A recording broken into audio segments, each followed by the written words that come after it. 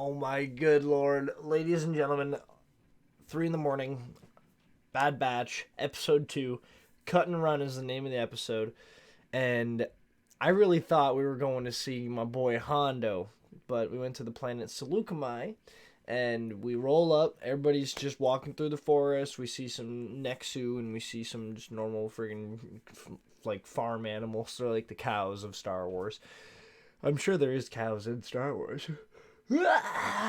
Excuse my yawn, ladies and gentlemen. But we roll up and we see that it's at a farm, and I'm like, oh man, this is sick. And they get to talk to Cut LaClane and Sue LaClane. They're the clone trooper from season 2 that was a deserter. And when Rex got sniped by some clone or droid commando droids, he friggin' had to go there and get some help, and they all worked together. And then so we end up seeing the whole group of Bad Batch sitting around the table talking, and Omega's there too, just listening. And then Cut says that he ran into Rex yesterday, actually. So right now, I think we're only 2 or 3 days after Order 66, which is pretty sick. So Vader is now in his suit, and it's fully transitioning to the Empire. And Omega jumps in and talks about the inhibitor chips because Rex was mentioning it. So Omega's like, yep, that's how they programmed the clones, and that's how Order 66 happened, and all this fun stuff. So we talk about that, and then they are trying to get off the planet Seleucami, and Cut LaClane and Sue LaClane have their 2 children as well. So obviously they want to keep hidden and just live their life like they've been living it on a planet where the Empire's not going to be for a while. So they get off the planet, they try to get out of there. And Hunter and Cut go into town, and they're trying to find out how to get off the place. And there is a new chain code system that they're enforcing, and they're also impounding every ship and tagging every ship. So Emperor Palpatine literally is IDing everything and everyone that he can to control everything. So basically like how we live in our today's society. Anyways, because I have a license plate, I have a SIN number, I have my credit card number, I have all my numbers, man. I'm just a number, you're just a number. We all are owned by the government right now. If they really wanted to, they could find me wherever I am, whenever I am. It's unlimited power. And anyways, let's get back to Star Wars. They end up finding a way to get the chain codes. Tech, being the smartass he is, instantly just calls the authorities, and they come and impound the ship with Tech, Echo, and Omega on it, because Omega ran into some trouble, so they put her on a timeout. She wanted to stay on the ship. She's having an emotional episode. Hunter and her kind of had a rift, and this episode really shows Hunter what he's in for, and he doesn't think he's ready to be this parent figure and to lead Omega through this part of her life. So he tries to pawn her off to Sue and Cut LaClane and their family to give her a family. Personally, that's not what Omega needs, and I knew that she was going to come back anyways. So either way, she was going to end up with a Bad Batch again. It's only the second episode. This episode was just showing us this arc for Hunter, because he is a person. He has his own individual thoughts as well. He's a different clone than the reg clones, as we've already been told 1,000 quadrillion times. And it's interesting seeing how he reacts to children, because he's one of the smartest people out there in the Star Wars galaxy. He has enhanced senses in everything, yet he's having issues with children because that's not his specialty. He's never been around children. Excuse me. Oh, this is so bad, man. All these yawns.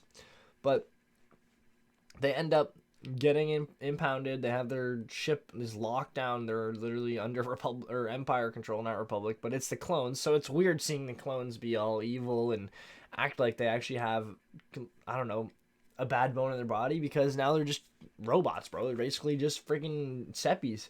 And it's actually a really cool episode. This one might even be, I might have liked it even better than the first one, man, because it was so fast paced. It was a bit slower, obviously, for action, because it's only half an hour long. They can't just shoot blasters the entire episode.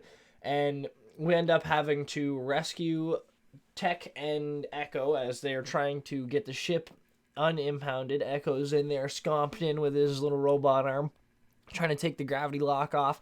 Well, Tech and Wrecker are literally fighting off like hordes of clone troopers, man. It's pretty sick. Wrecker has a big box and he's just using it to block blaster fire with, and then he throws it at a whole group of clone troopers. So it's pretty cool. Wrecker's like becoming one of my favorite clones, and I really like Tech as well. Tech's cool. He just does whatever he wants because he's so smart and he thinks he can do anything. And Omega ends up bringing the chain codes to the boys over while they're waiting for him to try to get off the planet, so Cut and Sue and their family can get off the planet.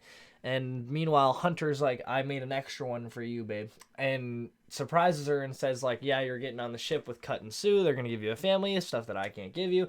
And she's emotional. He's emotional. And then Hunter goes to help the crew. He goes to help the Bad Batch. And then we skip to Omega, and she's not ready to go. So I knew right there and then, anyways, she was coming back.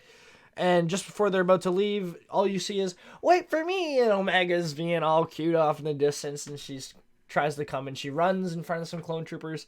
And the one's like, jump for her, bro. One jumps at her, bro, and like takes her down. It's pretty lit. And they end up saving her anyways. So it was a good episode. And then Hunter and Omega have a little moment at the end.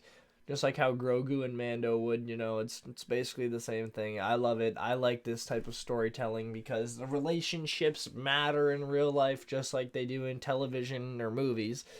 And seeing Hunter try to learn how to take care of Omega is going to be nice because he already learned so much from Cut this episode. And next episode, I don't even know what we're going to do because they just flew off. Boom, end of the episode just like that. So next week's kind of just up in the air.